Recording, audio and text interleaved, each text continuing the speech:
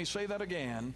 We learn truth by questioning the nature of reality. He who asks a question may be a fool for a moment, but he who never asks a question is a fool for life. So don't ever be afraid to ask questions. Before you give an answer, don't let people pressure you into stuff. Financial decisions, if it's something that's got to be made right now, you're about to make a mistake. You better take time to listen, to read the fine print, to ask some questions, and to get an understanding, and then give them your answer. Then give them your answer. You don't want to judge a matter before you have heard it. And you ask questions to make sure that you have clarity in your understanding. And remember when God asked Adam a question? He said, "Where art thou?" Genesis chapter 3, verse 9. Now, you know that God is omniscient. That means he knows everything. Now, when he asked them, was he really asking for information to saying, like, "Adam, where are you?" God knew exactly where Adam was. What was God's point here? His point was to awaken a consciousness in Adam as to where Adam himself was. So instead of God just speaking to Adam and telling him, "Adam, you know what? You are a lost, mixed up, twisted soul." I met a young man, and he said to me, "I have turned my life around.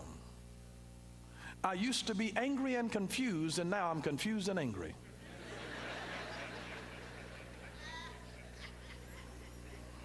But what you want to do in your life, you really honestly want the grace of God in your life, coming into your life, where he's helping you.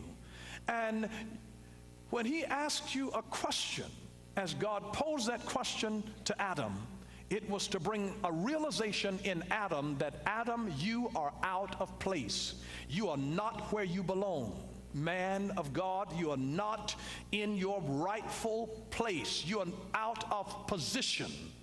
And it was God bringing an awakening. And when he could see it, when he asked the question, "Adam, where art thou?" it started him to thinking about where he was, but more specifically where he was not.